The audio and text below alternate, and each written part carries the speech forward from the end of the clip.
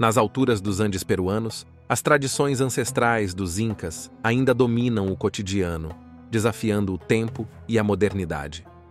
Em meio a práticas milenares, você encontrará rituais realizados à base de plantas alucinógenas para relaxar e conversar com os deuses. Mas nem tudo aqui é paz e serenidade. Por isso, prepare-se para conhecer um Natal brutal, onde socos e chutes são a maneira de resolver desavenças e restaurar a paz. Uma tradição tão impactante que deixa qualquer um de queixo caído.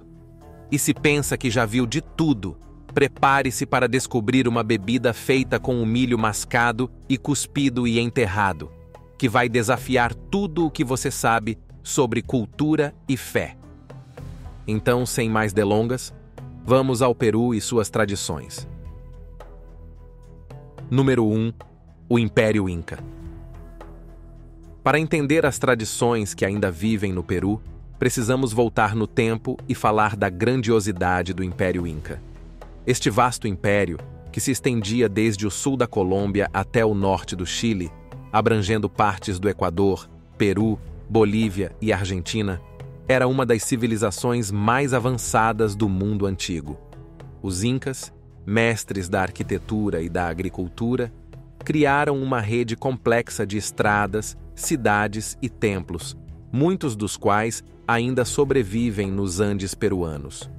O Império Inca, conhecido como Tahuantinsuyu, era dividido em 4 regiões principais: Chinchaysuyu, Antisuyu, Culassuyu e Cuntisuyu, todas convergindo na capital, Cusco.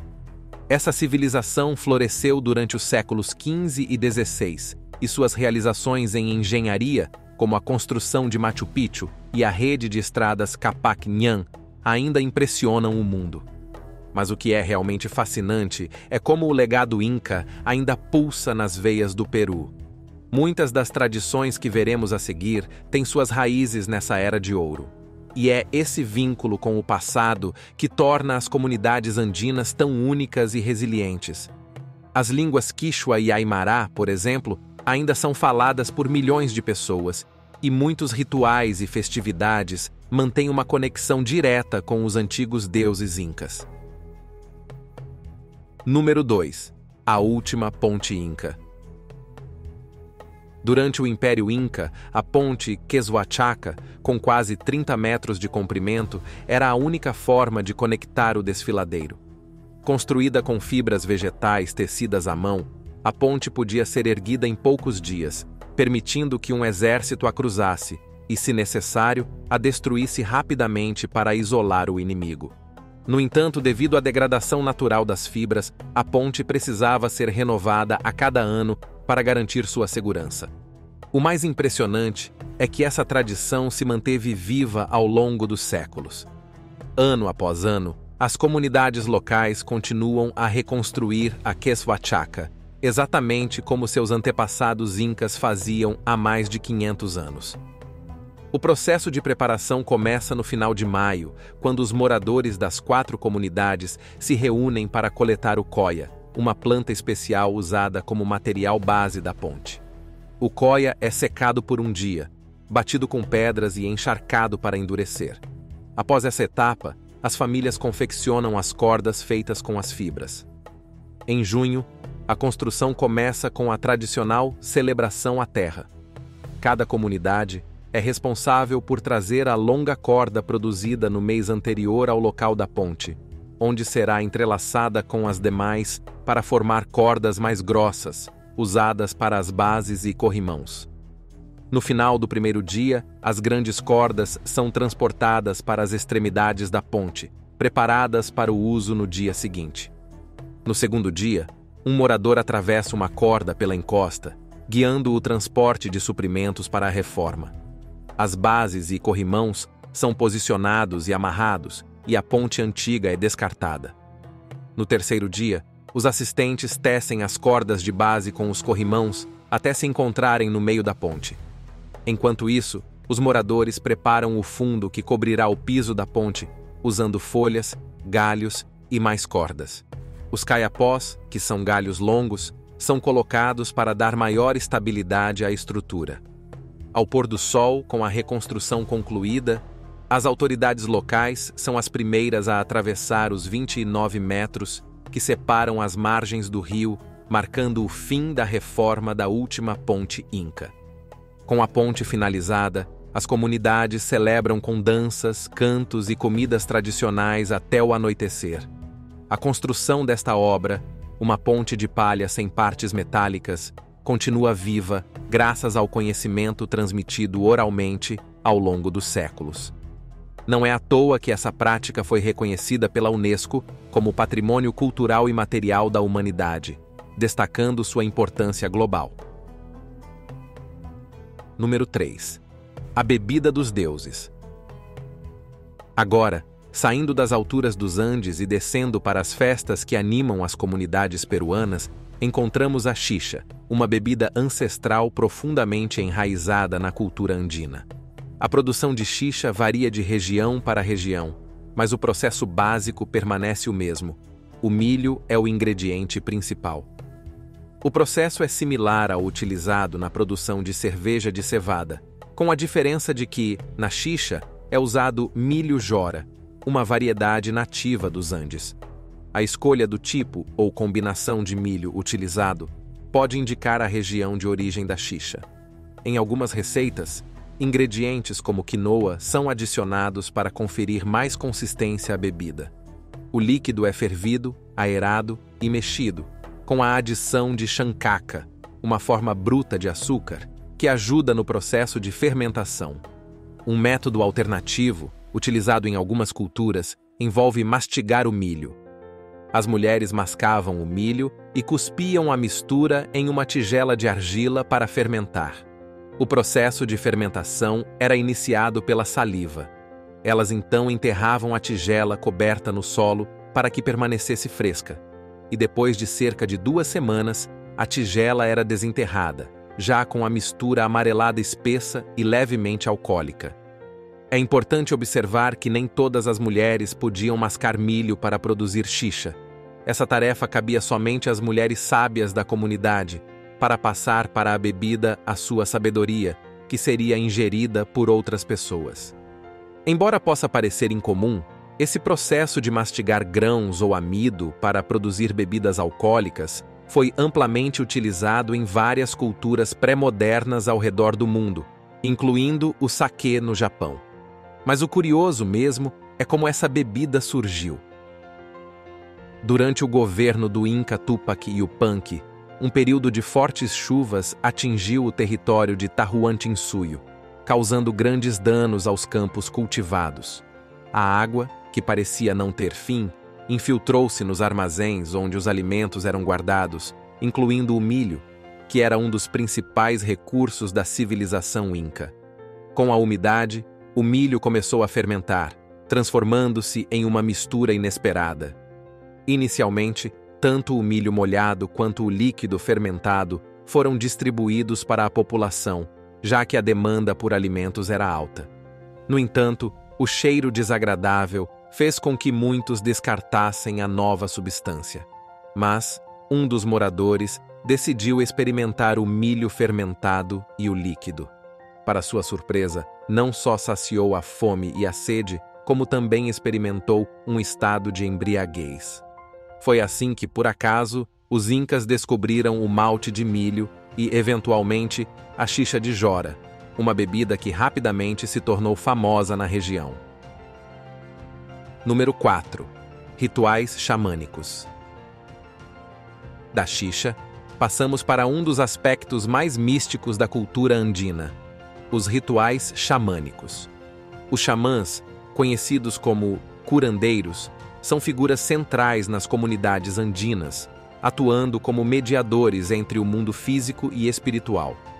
Esses rituais, que muitas vezes envolvem oferendas à Pachamama ou Mãe Terra, buscam curar doenças, atrair prosperidade e manter o equilíbrio entre os humanos e a natureza. Em muitos desses rituais, são utilizados elementos como folhas de coca, conchas marinhas, penas de aves e pedras sagradas, cada um carregando um significado profundo. O curandeiro, através de cantos e orações, invoca os espíritos ancestrais, pedindo suas bênçãos e orientação. A prática do ayahuasca, por exemplo, é uma das mais conhecidas, envolvendo o uso de uma bebida alucinógena que permite ao xamã e aos participantes entrarem em contato com o mundo espiritual. A experiência é considerada uma jornada de autoconhecimento e cura, onde visões e mensagens dos espíritos guiam os participantes para uma compreensão mais profunda de si mesmos e do universo. Número 5. O Dia da Pachamama. Já que mencionamos a Pachamama, é hora de nos aprofundarmos no dia que é inteiramente dedicado a ela. No universo andino, a troca é a essência da vida. Para colher os frutos da terra, é preciso retribuir, e é exatamente isso que se celebra no dia da Pachamama. Celebrado em 1º de agosto, esse dia especial, conhecido como Pago à la Pachamama, ou Tributo à Mãe Terra, é quando as comunidades se unem em um ritual de gratidão. Eles agradecem por tudo o que a terra ofereceu e pedem proteção para a próxima safra. É como um banquete para a terra, um gesto conhecido como corpachada, onde se devolve à terra uma parte do que ela deu.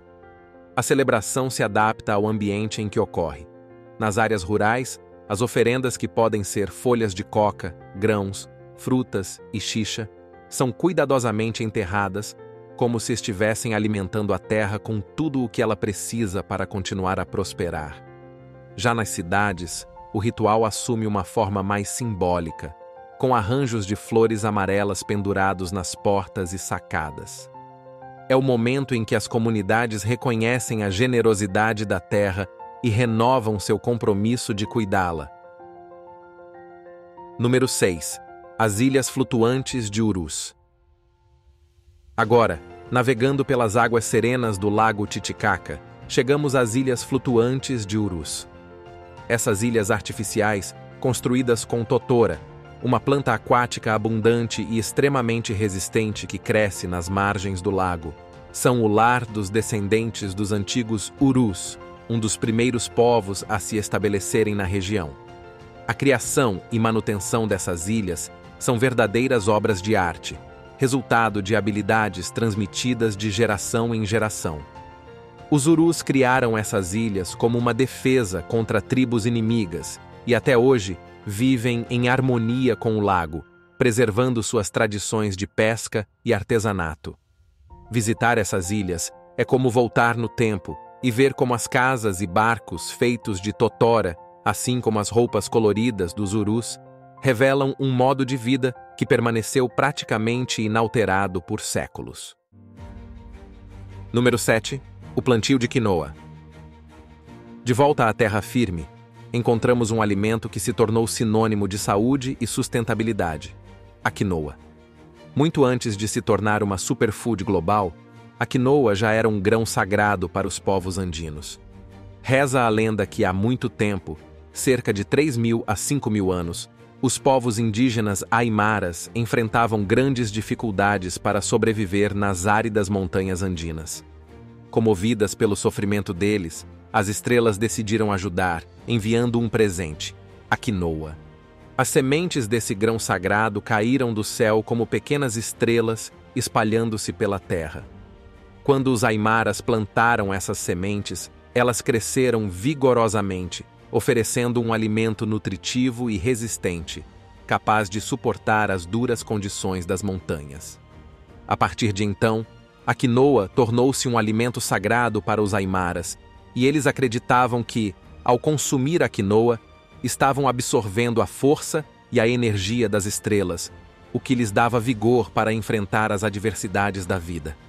O plantio da quinoa é realizado de forma tradicional, com cantos e rituais que pedem à Pachamama uma colheita abundante. Durante o ciclo de cultivo, a comunidade se reúne para celebrar a vida e agradecer pela generosidade da terra. A colheita da quinoa é uma celebração em si. As famílias se reúnem nos campos e a colheita é marcada por cânticos, danças e festas. Número 8. Takanakui. E falando em tradições, nas serras próximas a Cusco, o Natal é celebrado de uma forma bem diferente do que conhecemos. Por lá, em vez de paz e harmonia, o dia 25 de dezembro é marcado pelo Takanakui, um festival onde socos e chutes são a regra. Takanakui, que em Quechua significa troca mútua de golpes, é uma tradição em que homens e mulheres entram na arena para resolver suas desavenças, limpando o caminho para um novo ano em paz. A ideia é simples: resolver rixas pessoais, disputas por terras ou conflitos amorosos através de uma luta justa, seguida por um abraço que sela a paz. O festival, celebrado nas províncias de Chumbivilcas e Antabamba, mistura violência com cultura. Os lutadores se vestem com trajes tradicionais e máscaras coloridas, e as lutas, que lembram artes marciais, seguem regras estritas: nada de golpes pelas costas ou atacar quem está no chão. Árbitros garantem que tudo corra dentro das normas. Apesar das críticas e tentativas de erradicação, o Takanakui se manteve e até se expandiu para outras regiões. Hoje é visto como um patrimônio cultural, uma forma peculiar de resolver conflitos e celebrar a identidade local. Número 9. Confecção de tecidos e ponchos típicos. Continuando nossa jornada pelas tradições andinas, não podemos deixar de mencionar a confecção de tecidos e ponchos típicos, uma arte que remonta aos tempos pré-incas. Usando técnicas ancestrais, os tecelões criam peças coloridas e intrincadas que são ao mesmo tempo práticas e simbólicas. Cada padrão e cor possui um significado específico, representando a história, a família e a identidade cultural de quem os veste. Os tecidos, feitos de lã de alpaca, lhama ou ovelha, são cuidadosamente tingidos com cores naturais extraídas de plantas, minerais e insetos. Os ponchos, por exemplo, são usados em festividades e rituais, e também como proteção contra o frio rigoroso dos Andes. Eles são passados de geração em geração, como um legado cultural. Número 10. Inti Raymi. E por último, mas certamente não menos importante, vamos encerrar nossa jornada pelas tradições peruanas com a majestosa festa Inti Raymi, que significa Festa do Sol.